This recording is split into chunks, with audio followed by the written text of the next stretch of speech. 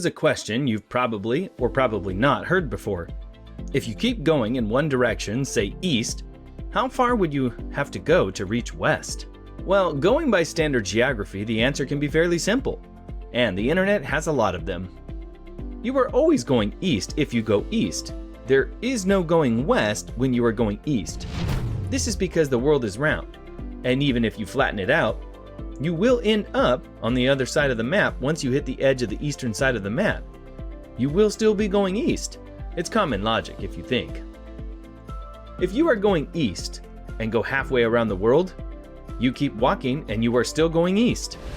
If you keep walking another halfway, you go all the way around the world and are still going east. Take a round ball. Now create imaginary dots that hover on the sides of the ball. One is on the left, which is east, and the other is on the right, which is west. Have the dots follow the ball when it spins. Now take your finger and place it in the center of those two dots on the ball. Now move your finger towards the east while spinning the ball. It never goes west, only east. It's hard to imagine it on a real ball, so do it in your head if you want. There are several ways to answer this question, and I will share 2 of my answers with you.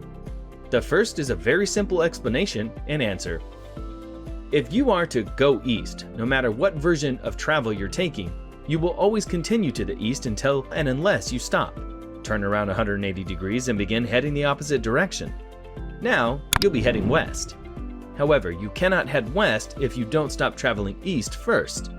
That is the general answer to your question. However, if you are interested in really getting some scientific nitty-gritty, you may enjoy reading about Isaac Newton. Sir Isaac Newton was an English physicist, mathematician, astronomer, natural philosopher, alchemist, and theologian, and is considered by many scholars and members of the general public to be one of the more influential people in human history. Sir Isaac Newton created the 3 laws of motion. The very first law is the law of inertia, or the law of motion. This law basically states that an object that is stationary, or not moving, will remain stationary.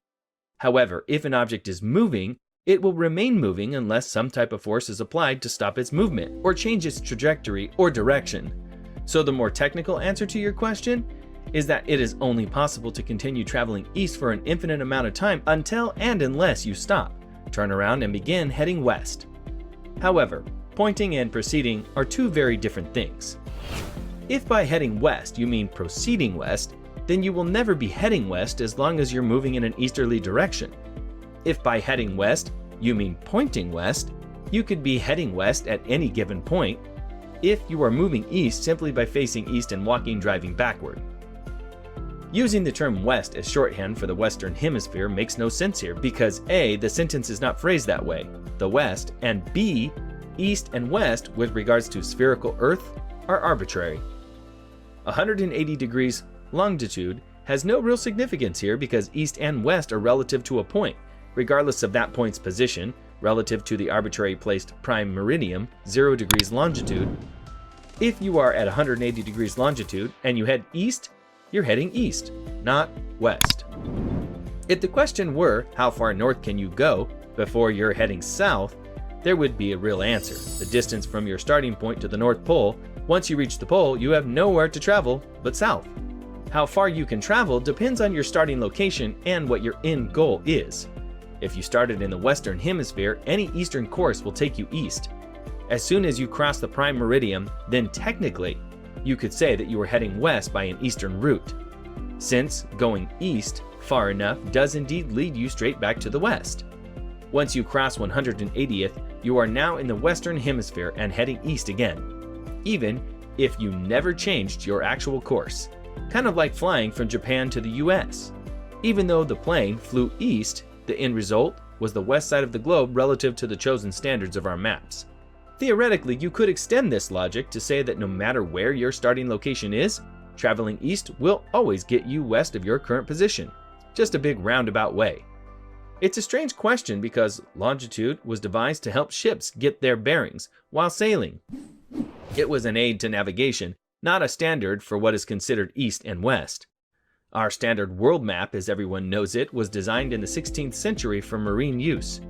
Gutenberg's printing press was already widespread by this time, so Mercator's map became widely circulated and easily recognized as the world throughout the world. Asians bought these maps from the Europeans because of their ease of use. The map was quickly adopted by us, Americans as well, who historically have been pretty quick to emulate England in almost everything. The compass and its directions are a fantastic aid for navigation. It's not a perfect system, although it works very well for its purpose. So well that we adopted the same system of latitude and longitude, even with extremely accurate GPS available. Latin long is a trusted way to sail, fly, and even drive in less settled territory. But a man-made system still has goofy quirks in it. If you are heading due east, you are going east, plain and simple. But in theory, you could say that you are traveling west. A lot of people think it has something to do with degrees or latitudes or longitudes. That's not all the factors that come to play. Most people have the tendency to travel not in a straight line the entire time they walk. So if you're walking east, there's a good chance that in 100 miles, you will be heading northeast or southeast, just because of the imbalance in your body. Now, if you have a compass, there are a number of things that can throw them off track. If there are magnetic plates under the surface, you'll no longer be traveling east, you'll be going west. If heading north, you'll be going south. It also depends on how much you eat and drink along the way as well. If you don't eat or drink fluids, then you will not be traveling east for very long. You'll be digging yourself a grave. The only way you can truly travel east is if there was a real meaning than the ones that we know or heard of. There are too many directions to be going. If you take yourself out of exactly 90 degrees, you will no longer be heading east, but like northeast or southeast. So it's pretty much impossible to even just go east. Lots of people have the argument that once you go 180 degrees, you'll be going the other direction, as observed from space, or if you look at a circle on a piece of paper. Wrong. There is no north, east, south, or west in space. Those directions are relative to points on Earth only. An observer from space would see a person appear to change their relative direction once they reach a certain point, but they would only be going relatively right or left from the point of the observer, not east or west. If you have two people and one head east toward the other, at the point where one passes the other, there is a choice. Continue heading east and circle the entire planet to get back to the other person, or turn around and head west to get back there. East doesn't change even when the relative position changes. Relativity has nothing to do with the compass directions. Left and right are relative, east and west are fixed. I can go east but point my head west. This is invalid because I can go east without ever pointing my head west, or I can point my head west whenever I choose. If you consider east and west a straight line, it is not possible. The Earth is round, not straight. If you leave Earth and start going straight, you will eventually run into another object in space, or eventually the outer limit of the universe. If you consider east and west to be wrapping around the globe, it will still never happen because you can go endlessly in the same direction without changing direction. The question does not seem to support negative velocity, but I can incorporate it in a loophole.